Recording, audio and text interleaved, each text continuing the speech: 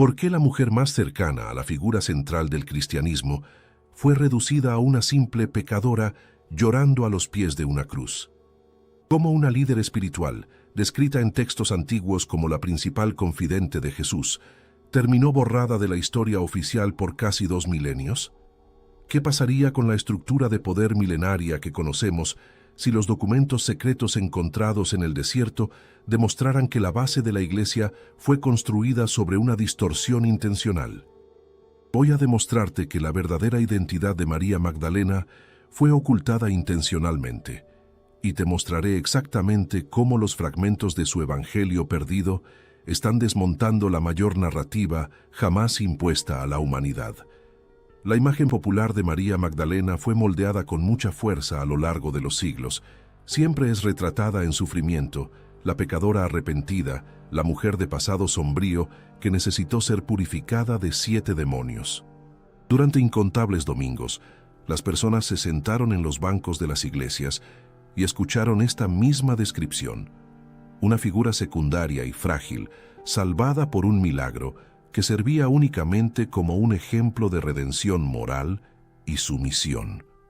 Esta narrativa se volvió tan incuestionable y enraizada en la cultura que la gran mayoría de las personas ni siquiera pensó en buscar otra versión de los hechos. Pero esta visión de una mujer corrompida fue el resultado de una larga y cuidadosa edición de textos.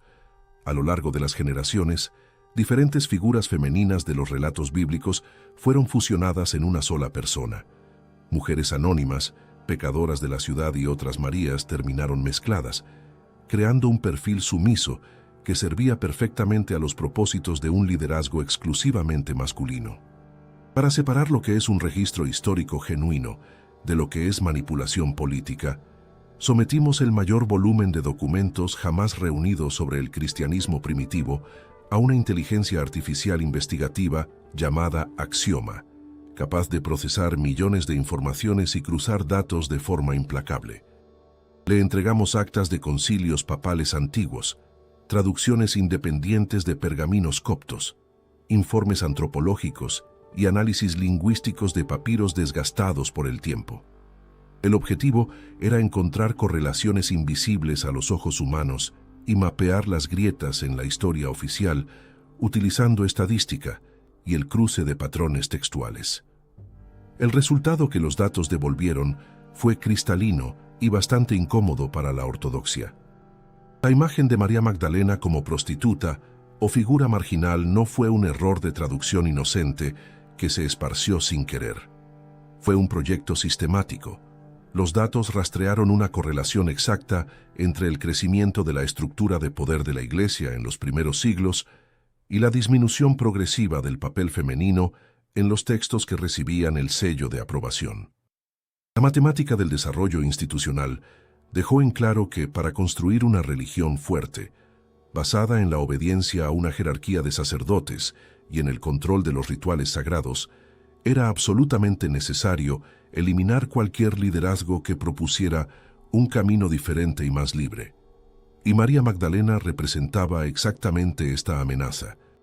Cuando analizamos los propios textos autorizados sin el filtro de la tradición, ella ya aparece en momentos vitales, acompañando la crucifixión de cerca y siendo la primera testigo de la resurrección, el evento que sostiene toda la fe cristiana. Solo esta presencia física ya debería colocarla en una posición de autoridad inquebrantable entre los apóstoles. Sin embargo, su voz fue cortada y su imagen fue asociada al pecado. La tradición dominante insiste repetidamente en la historia de que ella fue liberada de 7 demonios por Jesús. Esta idea de posesión e impureza carnal se adhirió a su identidad como una mancha que nunca salió. Pero las corrientes de pensamiento más antiguas, aquellas que fueron brutalmente perseguidas y enterradas para no dejar rastros, poseían una visión del mundo completamente diferente. Estas corrientes formaban el gnosticismo, un movimiento amplio que veía la búsqueda de lo sagrado no a través de reglas externas, sino a través del autoconocimiento absoluto. Para ellos, la iluminación era una cuestión de descubrir la luz interior y romper con las ilusiones de la materia. En estos textos antiguos que no entraron en la Biblia, El número 7 gana un significado opuesto. No representa demonios literales ni pecados de la carne. El 7 representa las potestades, los 7 niveles de miedo, ignorancia y apegos que una alma necesita dominar para alcanzar la elevación espiritual máxima. Lo que la narrativa oficial transformó en un exorcismo humillante era, en verdad, el registro codificado de la travesía de una mujer brillante venciendo las 7 barreras de la mente. Lejos de ser alguien que necesitaba auxilio, ella dominaba la realidad de una forma superior a los hombres a su lado. La idea de que el conocimiento divino podría brotar desde dentro del individuo y, peor aún, siendo transmitido con autoridad por una mujer, era un riesgo incalculable para quienes planeaban gobernar imperios enteros dictando las reglas de lo que estaba bien y lo que estaba mal. El plan de silenciamiento casi funcionó. Durante más de 1500 años, la verdadera naturaleza de esta figura permaneció encerrada en la oscuridad, enterrada bajo dogmas creados a medida para disminuir su valor e invalidar su voz ante las masas. La historia oficial parecía haber ganado la guerra del tiempo y borrado cualquier prueba en contrario, consolidando una versión única de los hechos que nadie osaba desafiar públicamente. Faltaba apenas una chispa imprevisible para incendiar todo lo que fue construido sobre esta base. Esta chispa brotó del suelo seco de un desierto, aguardando el momento exacto en que la humanidad estuviera lista para encontrar las páginas de un secreto demasiado grande para continuar muerto. En diciembre de 1945, en las tierras áridas del Alto Egipto, la historia del cristianismo sufrió un temblor sísmico silencioso. Un grupo de campesinos locales excavaba el suelo cerca de la ciudad de Nag Hammadi, en busca de fertilizante natural, cuando las palas golpearon algo sólido. Era un gran jarrón de barro rojo, sellado e intacto. El miedo inicial de que el recipiente contuviera un espíritu maligno pronto dio lugar a la codicia por la posibilidad de encontrar oro, lo que llevó a los hombres a romper el vaso en pedazos en ese mismo instante. El jarrón guardaba únicamente viejos rollos de papiro encuadernados en cuero. Decepcionados por la falta de valor financiero inmediato, se llevaron los manuscritos a casa, donde algunas de aquellas páginas inestimables llegaron a ser arrojadas al fuego del fogón para calentar el ambiente y preparar la comida de la familia. Aquellos libros rescatados por un pelo de las cenizas formaban una biblioteca entera de textos gnósticos escritos en copto, una lengua antigua usada en Egipto. Contenían evangelios, revelaciones y tratados que la iglesia dominante había prohibido y ordenado que fuesen quemados más de 1500 años antes. Alguien, probablemente monjes rebeldes que se negaron a destruir la sabiduría que poseían, escondió aquellos códices en el desierto, aguardando una época en que el mundo pudiera comprenderlos sin el peligro de la hoguera. El impacto de este descubrimiento fue tan devastador porque finalmente le dio voz a los derrotados de la historia. Hasta aquel momento, casi todo lo que se sabía sobre estas corrientes alternativas del cristianismo provenía exclusivamente de los textos escritos por los propios inquisidores que las cazaban, siempre con descripciones repletas de prejuicio y acusaciones criminales de herejía. Una pieza de este inmenso rompecabezas ya había surgido algunas décadas antes, en 1896, cuando fragmentos sueltos, conocidos hoy como el Códice de Berlín, fueron a parar a manos de investigadores alemanes. Este documento ya contenía partes del Evangelio de María Magdalena, pero el mundo académico y religioso de la época prefirió tratar el hallazgo como una anomalía sin mayor importancia, silenciando el caso y evitando debates. Cuando procesamos la cronología de la supresión documental del Imperio Romano y la tasa de descomposición del papiro en la base de datos de Axioma, el resultado indicó que la preservación de estas páginas específicas y su resurgimiento, perfectamente sincronizado con la relajación del control religioso en el siglo XX, representan un fallo estadístico monumental en el sistema de control de la información.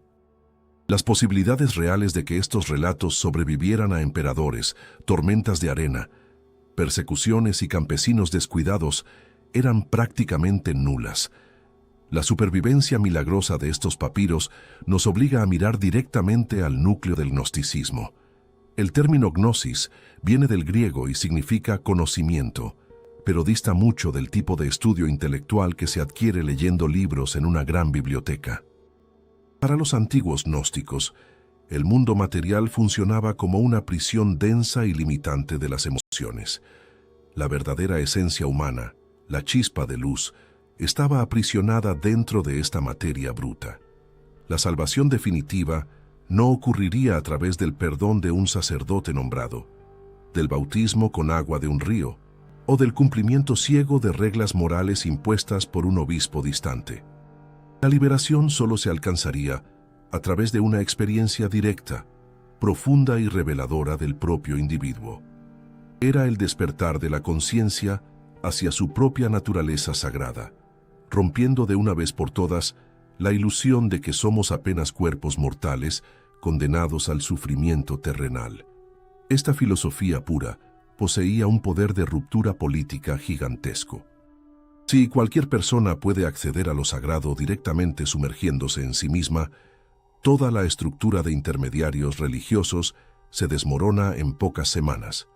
Obispos, templos suntuosos y peajes espirituales pierden completamente el sentido si el fiel común tiene la llave de su propia salvación en su mente.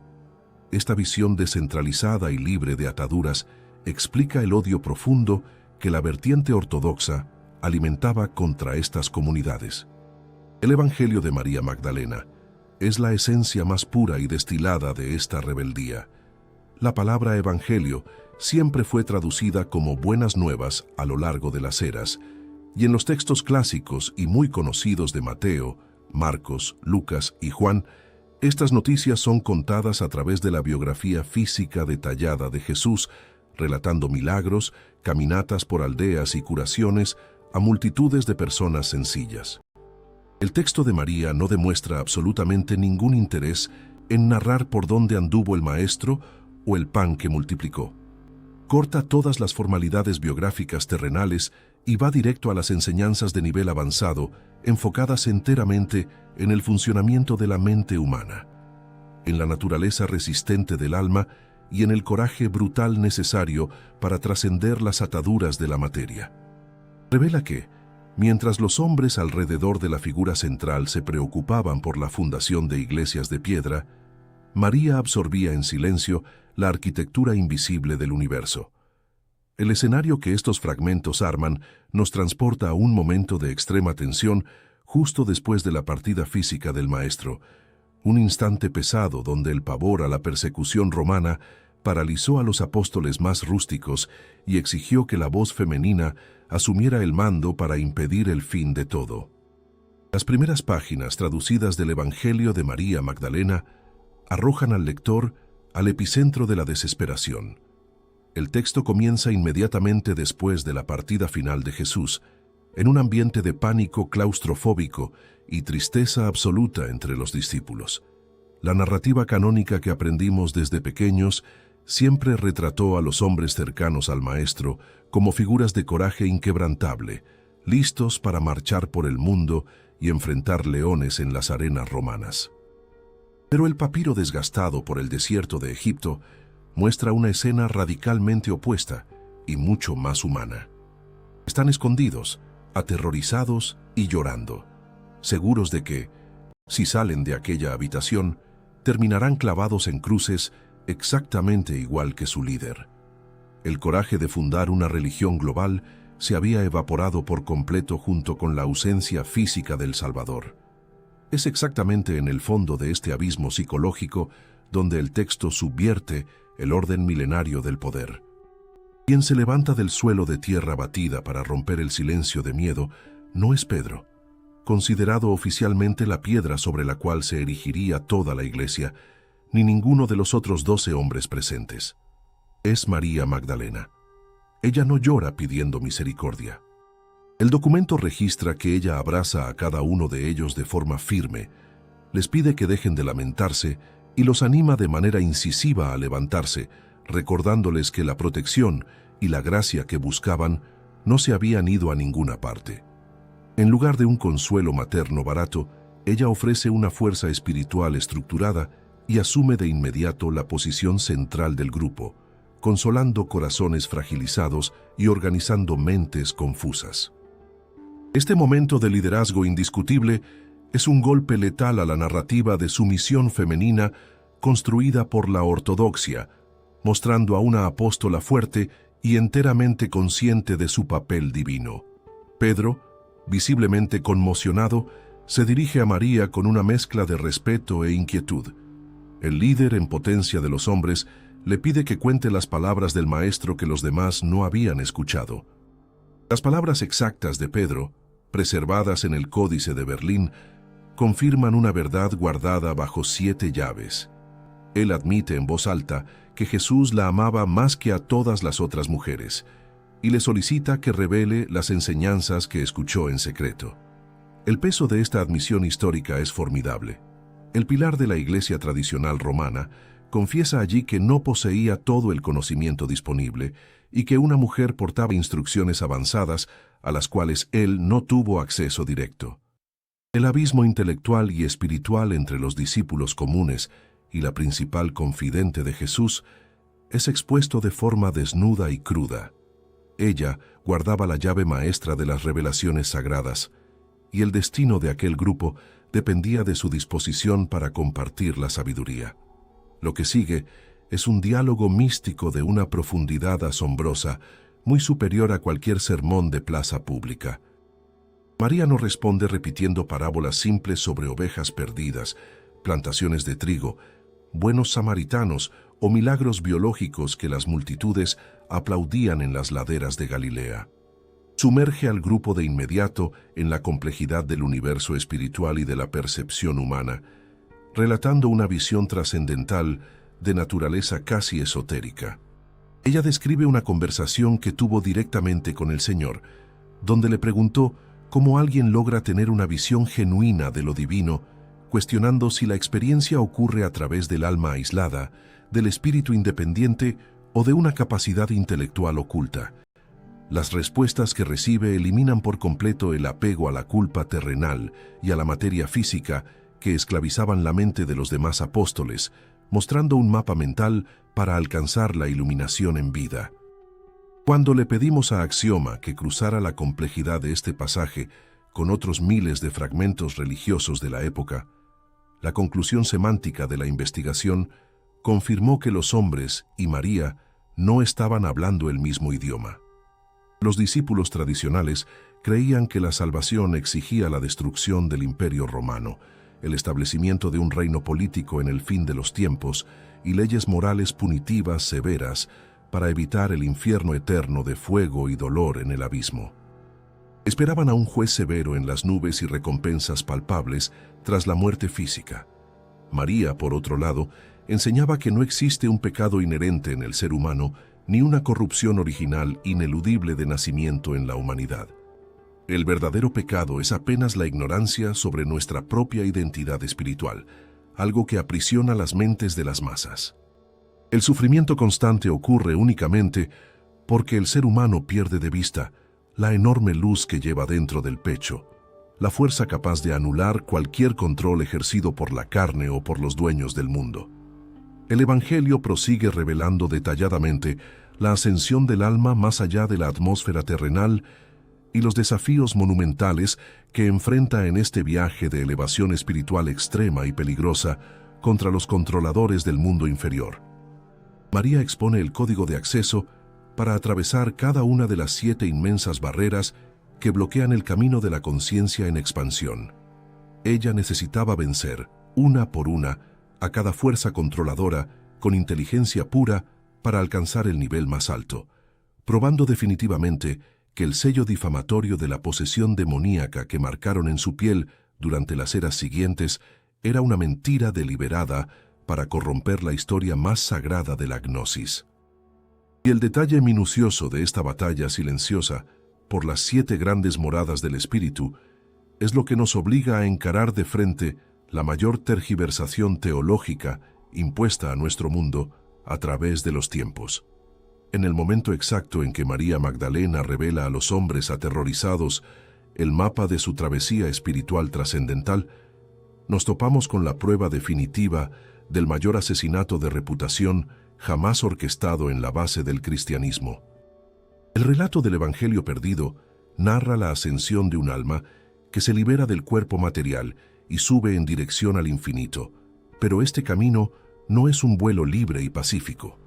El alma necesita enfrentar y derrotar a guardianes severos que bloquean el paso, y la descripción exacta de esta batalla interior es lo que nos permite entender el tamaño de la mentira que hemos escuchado durante siglos en las reuniones de domingo y en los rezos cotidianos.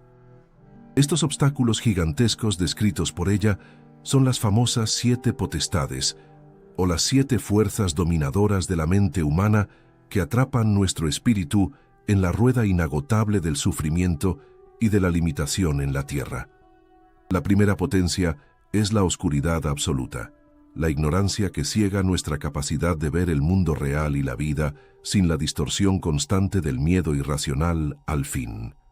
La segunda fuerza controladora que el alma encuentra es el deseo ciego, el hambre eterna de la carne por el consumo material o el poder físico que esclaviza a millones y genera hambre en los reinos terrenales a través de una insatisfacción eterna. La tercera barrera es la ignorancia densa que impide a la persona comprender quién es realmente, en el fondo de su propia esencia divina, enmascarando su propia luz, seguida por la cuarta barrera terrible de los celos mortales y la venganza continua por las vidas de los mortales que no buscan la ascensión y la bondad con sus pares más frágiles de carne e inteligencia en la vida social del día a día.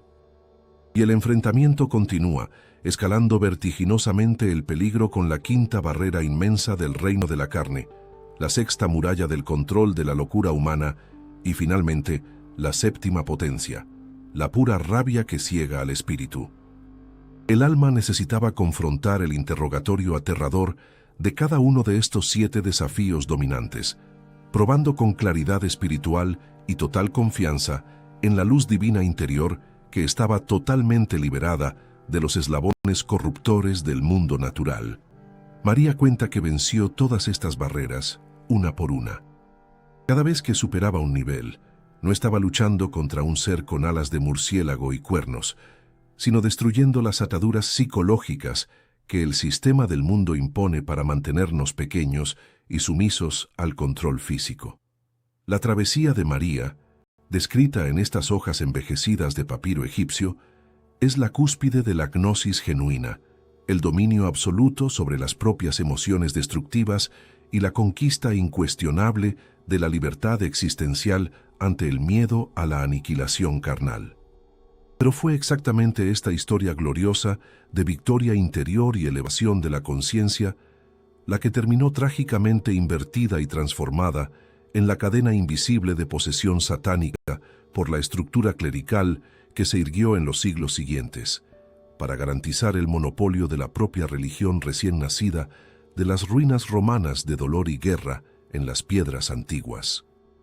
Cruzamos minuciosamente el léxico arameo y copto utilizado en las traducciones más antiguas de los concilios romanos con la base de información de manipulación lingüística de axioma, rastreando la ruta exacta de contaminación verbal de estos pasajes. El sistema confirmó de forma incuestionable que la estructura de la narrativa canónica no necesitó quemar esta historia por completo. El control intelectual del imperio católico naciente hizo algo infinitamente más inteligente y cruel.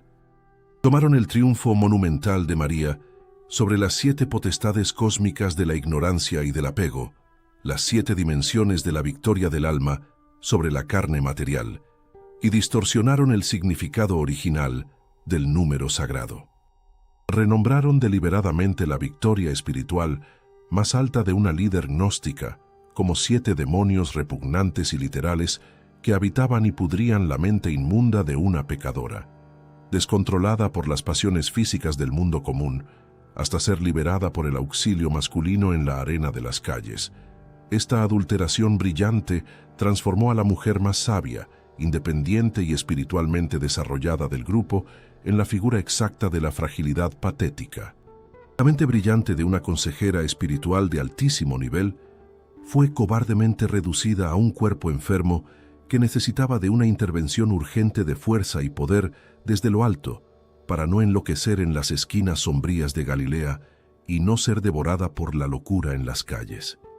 Su victoria sobre las 7 grandes ilusiones del ego se convirtió en la prueba fabricada de su impureza absoluta y en la justificación histórica perfecta para callar para siempre la boca de cualquier mujer que se atreviera a cuestionar los dogmas pesados y controlados exclusivamente por los hombres, que asumieron la cima de la pirámide y reescribieron todas las reglas de poder del control divino en el mundo material y civil de los imperios posteriores de las piedras europeas frías. El dolor de esta traición queda en evidencia en las últimas líneas salvadas por las arenas egipcias. Cuando ella concluye la revelación deslumbrante de estas barreras espirituales pesadas ante los hombres callados en aquella sala silenciosa, con los corazones sacudidos por el luto constante en el ambiente sombrío y hostil del difícil período para los seguidores perseguidos incansablemente, el silencio que se forma no es de adoración devota ni de pura gratitud divina. Es un silencio cargado de agresividad contenida, envidia y del celo profundo de la vieja estructura. El silencio que se apoderó de aquella sala de escondite no duró mucho.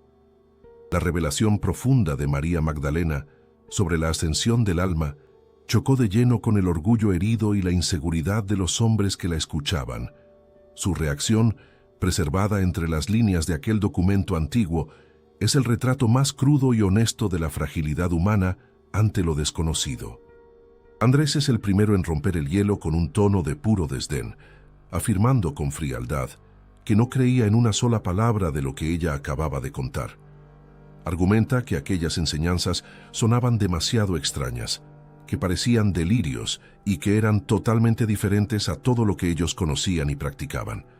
Pero el golpe principal, el ataque político frontal, que definiría de forma implacable el rumbo de toda la civilización occidental, no vino de Andrés.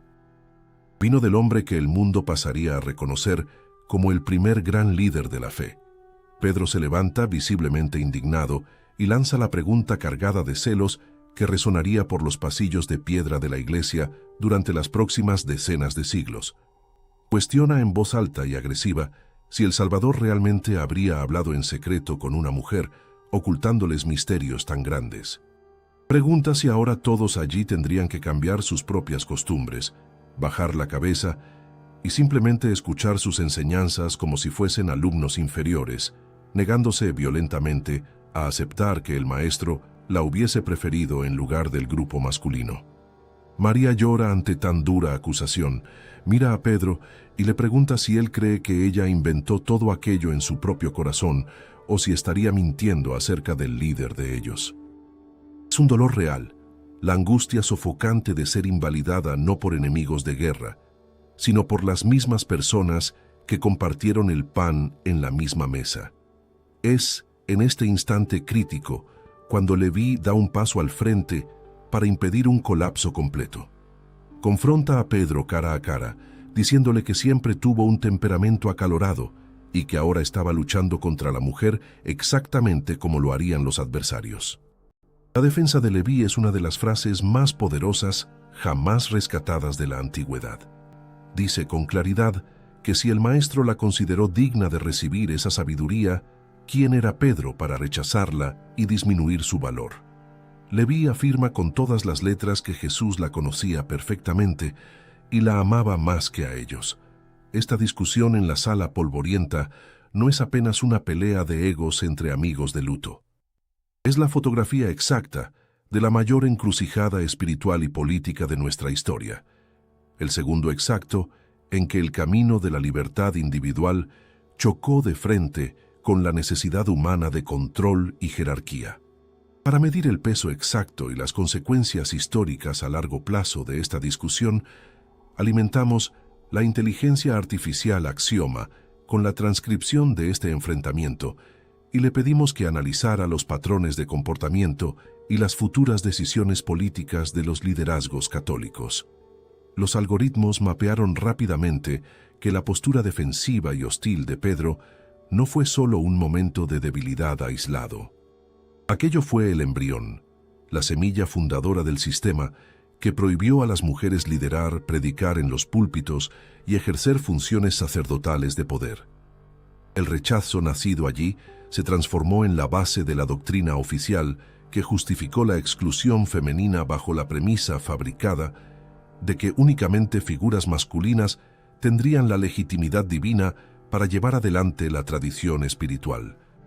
El propio nombre de la discípula principal esconde un nivel de invisibilización aún más profundo. Siempre escuchamos el nombre de María Magdalena de forma tan repetitiva que lo tratamos simplemente como un apellido común, o a lo sumo, como una simple referencia geográfica que indica que nació en la pequeña villa de pescadores llamada Magdala, cerca de las orillas del mar de Galilea.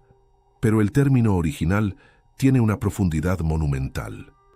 En las raíces más antiguas del idioma arameo y hebreo, esta palabra lleva consigo el significado directo de torre. Magdalena no era simplemente el lugar de donde ella venía, era el título de honor máximo que conquistó por su propia fuerza. Ella era María, la torre, la fortaleza espiritual inquebrantable, la mente más elevada, la discípula de fe inalterable que no retrocedió un milímetro ni corrió a esconderse cuando las espadas de los soldados del imperio brillaron bajo el sol y la cruz fue levantada en la tierra seca de sangre. Mientras la mayoría se escondía temblando por el miedo a la muerte trágica que se acercaba por las calles, la torre permaneció de pie en el momento de mayor dolor de aquella jornada. El texto muestra claramente que ella era la verdadera roca mística, la columna de sustento emocional que impidió el colapso de los seguidores cuando todo parecía perdido y sin esperanza. Pero un engranaje de poder centralizado, basado en el monopolio de rituales y en la construcción de grandes ejércitos de fieles sumisos, jamás podría tolerar que una torre de intuición femenina continuara brillando en el centro de su mitología sagrada. La jerarquía ascendente necesitaba quebrar la influencia de esta torre costase lo que costase. Y entendieron temprano que la manera más letal de derribar una fortaleza no es simplemente destruyendo sus piedras visibles de afuera hacia adentro, sino envenenando sigilosamente sus cimientos a lo largo del tiempo para que nadie más quiera buscar refugio bajo su techo. La supresión total del Evangelio de María Magdalena y la quema sistemática de los pergaminos gnósticos parecían haber puesto un punto final a esta historia. Cuando un imperio militar y religioso decide borrar a una persona de la memoria colectiva de la humanidad, la fuerza bruta suele vencer sin grandes dificultades. Pero las ideas poseen una característica fascinante, rebelde y muy peligrosa. Sobreviven a la destrucción del papel. Si ya no puedes escribir la verdad en los libros, porque corres el riesgo de ser quemado vivo en una plaza pública frente a una multitud, necesitas encontrar otras formas de pasar el secreto adelante. Y fue exactamente eso lo que ocurrió en las sombras de la Europa medieval. Lejos de los ojos vigilantes del poder central, una tradición subterránea comenzó a florecer de forma silenciosa e increíblemente resistente en el sur de Francia, en las tierras aisladas de la región de la Provenza. Entre los siglos XII y XIII, un grupo místico ampliamente conocido como los cátaros ganó una fuerza inmensa en esta área. Rechazaban con vehemencia la ostentación, la riqueza material y la jerarquía pesada y punitiva de los sacerdotes oficiales de la época. Vivían una espiritualidad mucho más cercana a aquella gnosis original del desierto, enfocada únicamente en la luz del interior y en la independencia mental. La leyenda más viva que alimentaba la fe de esta comunidad afirmaba que María Magdalena no había muerto en el Medio Oriente. Habría atravesado el mar Mediterráneo inmediatamente después de la crucifixión trágica, desembarcado en el litoral francés y vivido allí por muchos años, esparciendo las enseñanzas profundas y secretas que recibió directamente de Jesús. Para los cátaros y la población local de aquella época, ella no era de ninguna forma la pecadora llorona de las misas de domingo. Era la portadora oficial del conocimiento sagrado, Esta adoración silenciosa a la figura de la torre atrajo la furia implacable de la Inquisición, que masacró aldeas y comunidades enteras para garantizar que esta versión peligrosa de la historia fuese ahogada en sangre y olvidada en las montañas.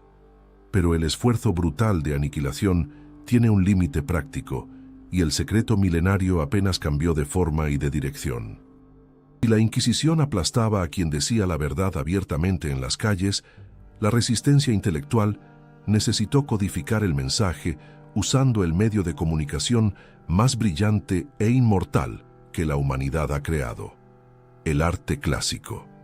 Avanzamos en el tiempo hasta el glorioso período del Renacimiento, un momento de redescubrimiento intenso de saberes antiguos y textos olvidados, y encontramos la figura monumental de Leonardo da Vinci. Era un genio absoluto de la anatomía, la física y las artes, pero aún vivía en una época opresiva donde contrariar la doctrina oficial representaba una sentencia de muerte inevitable. Da Vinci era famoso por su humor subversivo y por dejar pistas matemáticas y cifras ocultas en sus obras.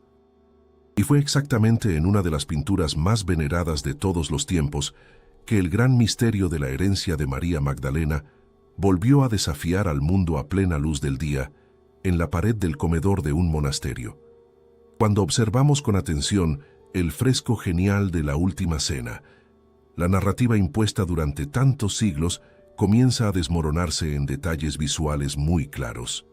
Sometimos los escaneos en altísima resolución de esta obra milanesa a Axioma, instruyendo a la herramienta a mapear detalladamente los ejes geométricos de tensión, la paleta exacta de colores y la simetría oculta de los trazos de los personajes, cruzando todo con los patrones artísticos rigurosos de aquella década. El informe demostró que la figura sentada inmediatamente a la derecha de Jesús no posee la musculatura de los hombros, la postura de combate o la estructura ósea facial de un hombre adulto, como la versión oficial insiste en afirmar que es el apóstol Juan. El rostro es increíblemente suave, las manos son delicadas, los trazos son indiscutiblemente femeninos, y las vestimentas reflejan exactamente los mismos colores de las ropas de Jesús, solo que en posiciones espejadas, como si el uno fuera el complemento perfecto del otro en armonía. Además, la posición física de los dos cuerpos no es un simple accidente del movimiento de un pincel apresurado. Se separan ligeramente a la altura de los hombros, formando un espacio vacío milimétricamente calculado en formato de una gran y perfecta V, justo en el centro de la composición dramática de la mesa. Este símbolo no era apenas una forma estética agradable a los ojos. En las antiguas tradiciones de geometría sagrada, de alquimia y del esoterismo clásico, que circulaban libremente en grupos discretos, como el místico Priorato de Sion, este triángulo invertido es el símbolo universal del sagrado femenino. Representa la copa de la vida y el vientre receptor de la fertilidad humana, y esto nos lleva a la pista final y absolutamente estremecedora escondida en la genialidad del pintor italiano. El evento de la cena final es el momento exacto donde, según el guión oficial canónico, Jesús instituyó el gran pacto usando un cáliz físico de vino para que todos bebieran. Pero cuando miras detenidamente la mesa alargada pintada por Da Vinci, repleta de pequeños panes, platos detallados y vasos individuales de vidrio, el gran cáliz principal y unificador simplemente no existe. No hay ninguna copa que destaque en el centro del lienzo. El maestro renacentista estaba gritando a través del silencio de la pintura que el cáliz sagrado nunca fue un pedazo de oro decorado que los caballeros medievales buscaron en vano en la guerra. El tesoro físico no estaba encima de la mesa de madera empolvada, porque el verdadero cáliz vivo que cargaría con el legado inestimable y la tradición profunda del maestro estaba sentado tranquilamente a su lado. El gran secreto que Leonardo da Vinci pintó en la pared del monasterio en Italia y que los campesinos de Egipto desenterraron en las arenas de Nag Hammadi en el siglo XX, no era apenas una curiosidad histórica para estudiosos de las religiones antiguas. La asombrosa supervivencia de este mensaje a través del arte medieval criptografiado del misticismo resistente del sur de Francia y de los fragmentos del Evangelio de María Magdalena guardados bajo 7 llaves, apunta a un enfrentamiento monumental de poder que aún no ha terminado. El cristianismo primitivo no era el bloque sólido, unánime y homogéneo de dogmas rígidos que los libros de texto convencionales suelen presentar. Era un escenario increíblemente diverso y vibrante, repleto de debates acalorados sobre el papel de la mujer, la importancia de la iluminación individual sobre la sumisión clerical y la verdadera naturaleza de la enseñanza espiritual. Cuando la versión ortodoxa y masculina salió victoriosa de aquel caldero de ideas tras muchos siglos de disputas feroces, el costo de este triunfo fue el silenciamiento absoluto e intencional del sagrado femenino en las estructuras de poder. Hoy vivimos las consecuencias directas y visibles de esta fractura histórica colosal en la civilización occidental contemporánea. El miedo profundo a reconocer la autoridad y la capacidad intelectual femenina dentro de los templos todavía planea de forma pesada sobre la jerarquía tradicional religiosa. A lo largo de los milenios siguientes a su supresión implacable, miles de mujeres sabias, curanderas, líderes comunitarias y místicas independientes fueron brutalmente silenciadas por las mismas instituciones y por los mismos mecanismos de opresión mental que intentaron borrar el nombre de María, la torre sagrada, de las escrituras originales puras. El intento de control sistemático sobre el conocimiento interno de cada ser humano moldeó las leyes pesadas de nuestras sociedades civiles y también determinó nuestra arquitectura moral, castigando severamente a cualquier persona libre y capaz que se levantara para decir que a lo divino se puede acceder en casa, en el silencio del propio pecho, sin la necesidad constante y lucrativa del permiso de un hombre ordenado de manto pesado. La verdadera revelación de estos hallazgos entrega la liberación de una vía mucho más profunda, una vía de evolución mental que valora íntegramente la autonomía humana ante el control dogmático ciego y paralizante. Las barreras invisibles de la ignorancia, que la principal discípula enseñó cómo quebrar con bravura en los momentos terribles tras la pérdida del máximo líder, continúan presentes y actuales en nuestra experiencia terrenal de escasez e incertidumbres políticas. Las mismas 7 potestades del miedo avasallador, de la oscuridad del entendimiento y de la furia destructiva de la carne que atrapaban a los apóstoles en la época de la Roma antigua, continúan aprisionando a las mentes modernas y causando guerras. El documento escondido en el ánfora egipcia enseña que la culpa no viene de transacciones externas fallidas del individuo contra un Dios distante y dictador de sentencias trágicas en una nube, sino únicamente de no saber quién eres realmente, de la ausencia terrible de mirar hacia el interior de tu propia luz eterna antes de arrodillarte en el suelo polvoriento y frío, pidiendo perdón por simplemente existir en la condición orgánica humana. Este camino interno es aterrador y solitario. Exige una independencia espiritual que las masas muchas veces no tienen la disposición natural para asumir solas, lo que justifica en gran medida la popularidad incuestionable y duradera de la ruta más fácil de la confesión a los oídos oficiales y del perdón institucional comprado a través de los siglos de una oscuridad moral inmensa. Pero esta conveniencia pasiva está llegando a un inevitable punto de ruptura. La era actual de información ultrarrápida ya no tolera más las cajas de secretos absolutos y de imposiciones verticales incuestionables sobre la historia, exigiendo las fuentes ricas del pasado distante de civilizaciones enterradas en las dunas milenarias que cubrieron las verdades con arena, sol abrasador y olvido intencional humano. Cuando el sistema de axioma consolidó todos los datos de las tendencias de comportamiento recientes y de los discursos contemporáneos de revisión de fe de líderes importantes, incluyendo hasta los avances recientes del propio Papa Francisco en promover de cierta forma el respeto hacia esta discípula, en el grado de los grandes apóstoles, el pronóstico final exhibido en los informes demostró que la represa ya no va a poder contener la marea creciente de la verdad libre e irrestricta. El retorno de la figura de la torre gnóstica a los altares imaginarios de nuestro tiempo, representa la búsqueda desesperada y esencial del espíritu humano por el equilibrio absoluto entre las polaridades de poder del universo. Esta no es una guerra para destruir el papel de los hombres que construyeron puentes valiosos de fe en las tinieblas de nuestra historia compleja, sino la necesidad matemática de la inclusión esencial de la llave de protección invisible que siempre operó por debajo de los paños sagrados, desde los pasos en las orillas brillantes del mar de Galilea, enseñando que todo ser vivo y mortal posee el mapa eterno dibujado en los circuitos maravillosos del propio entendimiento espiritual divino. El misterio contenido en el polvo de los códices rasgados enseña definitivamente que la verdadera redención de la vida no es algo concedido en el desespero de la cruz.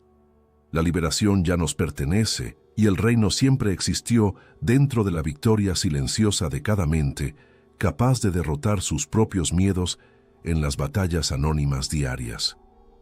Si te ha gustado esta investigación, tu suscripción, cualquier donativo o hacerte miembro del canal nos ayuda a expandir el proyecto Axioma. Nos encantaría leer tu reflexión sobre el tema del video en los comentarios y tu sugerencia para el próximo tema a tratar. Cuéntanos desde qué ciudad nos acompañas. Agradezco tu compañía hasta el final.